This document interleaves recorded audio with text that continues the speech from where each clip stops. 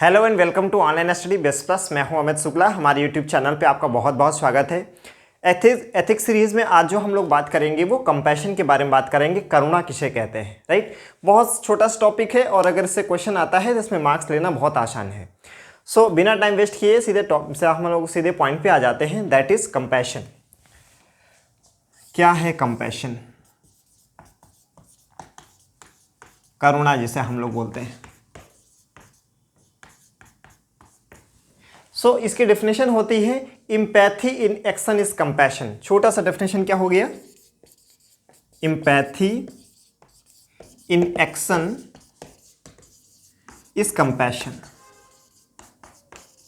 तो कैसे हम लोग कंपैशन में कैसे पहुंचते हैं, ये हम लोग एक साइक्लिक पॉइंट से समझ सकते हैं। जैसे एपैथी मतलब आपको किसी दूसरे के जीवन में क्या हो रहा है इसमें जरा भी दिलचस्पी नहीं है, वो उदासीनता है, वो एपैथी हो गई। लेकिन जब इससे आप थोड़ा सा आगे बढ़ते हैं तो जो चीज़ आती है उसे हम लोग बोलते हैं सिंपैथी। सिंपैथी मतलब किस टाइप का कि हाँ सही बात है, आपके जीवन में बड़ा दुख है, कि जब आप सामने वालों को ये बताते हैं कि नहीं नहीं हम थोड़ा सा समझ रहे हैं आपको तकलीफ़ क्या है, लेकिन यहाँ पे क्या है, सिंपैथी में आपने क्या किया है कि उसकी प्रॉब्लम को समझा है लेकिन दुख नहीं महसूस किया। तो आप देखोगे कि जो आपके रिश्ते बहुत क्लोज होते हैं वहाँ पे सिंपैथी नहीं जताते हैं, वो जो जताते हैं वो इम्पैथी होती है। तो एपैथी में क्या है, मुझे कोई मतलब ही नहीं है किसी दूसरे के लाइफ में क्या हो रहा है। सिंपैथी का मतलब क्या है, अच्छा मुझे पता चल गया कि आपके साथ बुरा हुआ है तो लोग सिंपैथी रखते हैं। लेकिन जब किसी के दुख को आप सिर्फ जाने नहीं उसको फील भी करें वो इम्पैथी हो जाती है। तो सिंपैथी से आगे बढ़ के हम लोग कहाँ पहुँचते हैं, इम्पैथी में। तो इम्पैथी में दोनों चीज़ें हैं कि जो प्रॉब्लम है उसको समझा भी गया और महसूस किया गया यहाँ। और जब अभी तक क्या हुआ है कि जो प्रॉब्लम सामने वाले की है उसको सॉल्व नहीं किया जा सका है। देखो एपैथी में क्या था, मुझे कोई मतलब ही नहीं है दूसरे के जीवन में क्या तकलीफ है। सिंपैथिक मतलब मैं जान गया कि दूसरा व्यक्ति तकलीफ में है। तीसरा इम्पैथी, अब हम यहाँ पे आ गए हैं कि मैं जान भी रहा हूँ कि तकलीफ है आपको और उसे महसूस भी कर रहा हूँ। लेकिन जब कुछ आप एक्शन ले लें कि किस तरह से हम सामने वाले का दुख जो है उसका जो मतलब सैडनेस है उसे हम समाप्त कैसे कर सकते हैं, तब वो क्या हो जाता है, कंपैशन। तब वो क्या हो जाएगा, कंपैशन। और ये साइकिल हमारा पूरा हो गया। ठीक, तो इम्पैथी के बाद अगर एक्शन ले लिया जाए तो किस में कन्वर्ट हो जाता है, कंपैशन में। और इस तरह से साइकिल बन जाता है। तो हमने कंपैशन क्या होता है, empathy in action is compassion. When you take any action to resolve the problem of a particular person then it is known as compassion. तो कंपैशन में आप सामने वाले की in compassion not only you understand the cause of the problem, not only you feel the problem at the same pace, but also you resolve the problem, then it is known as compassion. ठीक है, अंतर क्या हो गया? अगर कभी comparative study करने को आ जाए तो कंपैरेटिव स्टडी कैसे कर सकते हो, जैसे ये हो गया सिंपैथी, ये हो गया इम्पैथी और ये हो गया कंपैशन। अंतर क्या है बेटा, देखो इस तरह से हम लोग इसको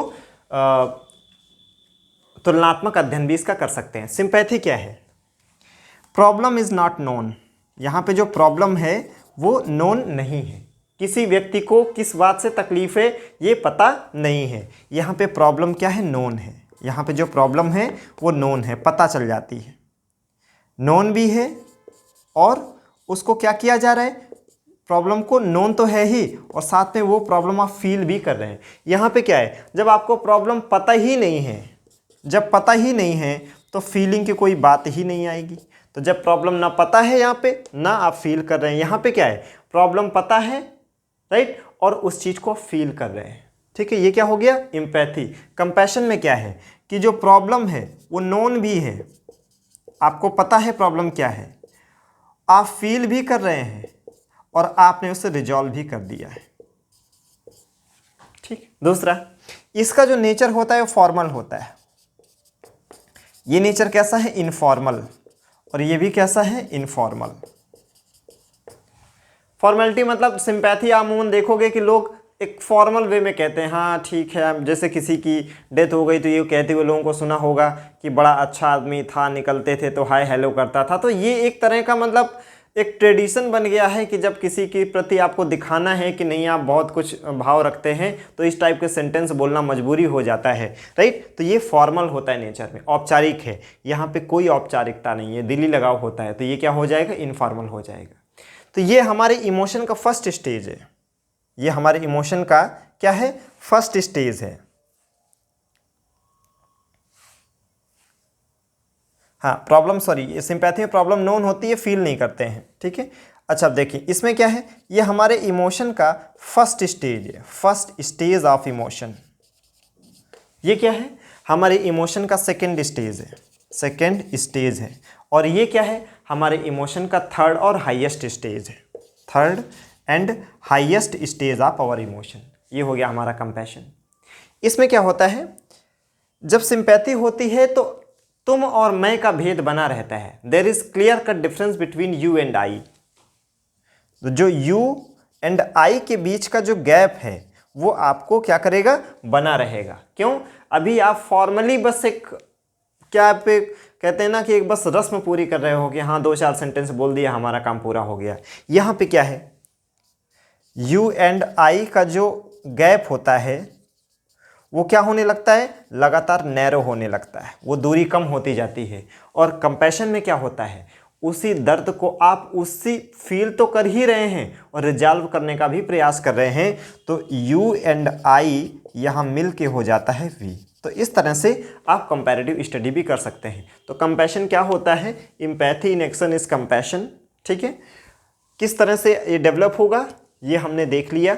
and what is the use of compassion in the administration.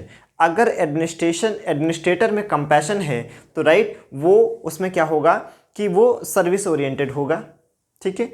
वो लार्जर पब्लिक इंटरेस्ट के लिए काम करेगा, उसमें करप्शन करने की टेंडेंसी ऑटोमेटिकली कम हो जाएगी और उसके एडमिनिस्ट्रेटिव जो स्किल्स हैं वो हाई हो जाएंगे। क्योंकि सामने वाले की जब पीड़ा देखता है कि यार अगर इस व्यक्ति को इस सरकारी योजना का लाभ मिल जाए तो इसके जीवन में दुखों का अंत हो सकता है, तो कहीं ना कहीं वो अकाउंटेबल भी बनेगा, वो एफिशिएंट भी बनेगा, एडमिनिस्ट्रेशन में इफेक्टिवनेस भी आएगी, करप्शन भी कम हो जाएगा। So compassion is the one of the most required values in the administration. तो अगर ये पूछा जाए, अगर नहीं भी पूछा जाए, आपके पास कंटेंट कम हो रहा है तो एक हेडिंग बना के use of compassion in the administration, तो दिस आप ऐसे भी लिख सकते हो। आई होप ये आपको समझ आया होगा। ये वीडियो देखने के लिए बहुत बहुत शुक्रिया। Thank you so much.